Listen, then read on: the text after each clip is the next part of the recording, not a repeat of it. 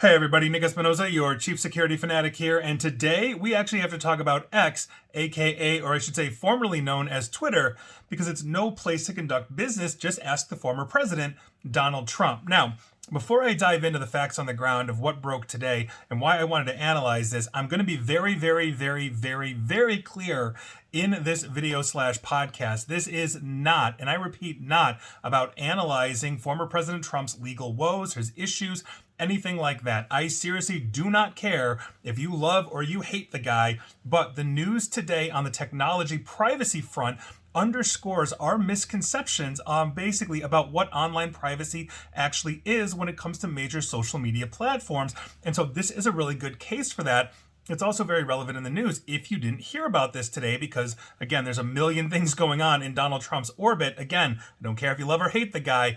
This is one of those things that happened today. And multiple sources are reporting on this, but I'm cribbing from TechCrunch that I thought had a real good write-up on this, basically stripping out any of the political rhetoric and just talking about the actual facts that happened today, because new court papers that were first reported on today by Politico reveal that the special counsel Jack Smith, who is investigating former President Trump, secured a search warrant for Twitter, now known as X, back in January of this year. And if you recall, Elon Musk owned Twitter back in January as well. That will be kind of relevant here. Now, the documents, which were unsealed today, Wednesday, August 9th, show that prosecutors who are exploring the former president's role in the January 6th attack basically extended their search to Trump's communications over social media, specifically the platform that he was using that day that was essentially seen by all. He tweeted out on that day various things, and so obviously they are looking at Twitter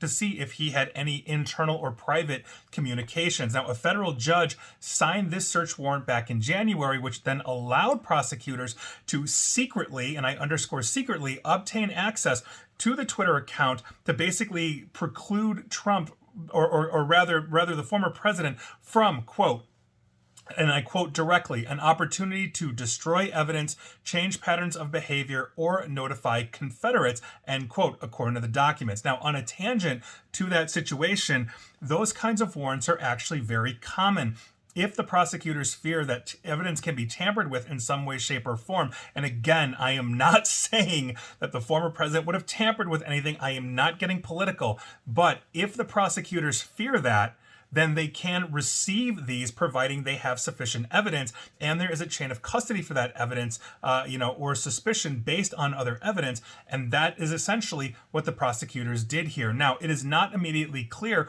from this unsealed search warrant why the special counsel sought access specifically to Donald Trump's Twitter account, but the search warrant presumably would give their investigation access to his DMs or direct messages, but also might help the investigation confirm any provenance of tweets issued on January 6th that day from that account. In other words, they may see things like, oh, he may have tweeted something and recalled it, although when you have very high public figures, people are taking screenshots of these things, but they are looking for these kinds of things. Again, not adjudicating and saying that he did one thing or the other. I'm simply laying out the facts. Now, Twitter, apparently, according to all reporting, basically dragged its feet or delayed in actually complying with the search warrant, basically going past the deadline, and by virtue of that delay, resulted in a $350,000 fine that Twitter had to pay. And there you go. So they objected, for the record, unsuccessfully in court to the non-disclosure order paired with the request. That was overruled by the court. So Twitter, for the record, went to bat to protect privacy. The judge overruled. But the reason why I'm talking about this is because the backdrop of that, while it may be political in nature, and again, I am not adjudicating that. I do not want to get hate messages from pro or anti-Trump people. The point of this is this is a very public instance that really underscores that what you do, even if you consider it private on a social media platform, whether it's Twitter, Facebook, LinkedIn. So in other words, you're running DMs, you're direct messaging one user to another, let's say on Twitter, and you've got a whole conversation going on. That's not private. You see it, your recipient sees it, and employees of Twitter or Facebook or whatever platform it is can see it. There's no end-to-end encryption.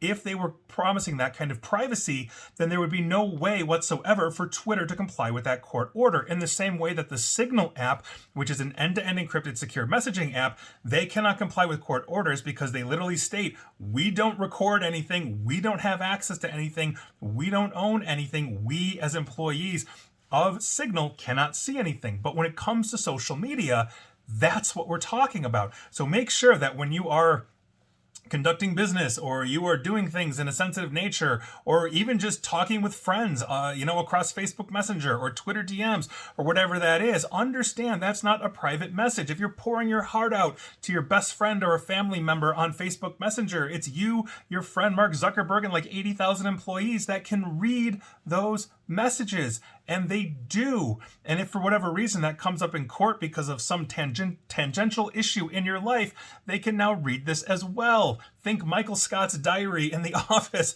when they made 12 copies and distributed across the company for them to read in that deposition episode, if you know The Office. That's what we're talking about here. Think about that, where thousands of employees can read that diary. So make sure that when you're using social media, basically understand that it's not private, and no aspect of it really is. And that's the only point I've got today. Again, it's just the backdrop today, with the former president. And so take that for what it's worth, but just make sure you are being safe online, because I think his situation really underscores that nothing is private when it comes to Twitter or X or whatever they want to call themselves, not to mention Facebook and everything else. And that is your news of the day. And please like, share, follow me here on Facebook and Twitter at Nick AESP, where your direct messages will be read. Same with YouTube as well, where you should subscribe to me. And as always, stay safe, stay online, and please attempt to stay private. Thanks, everybody.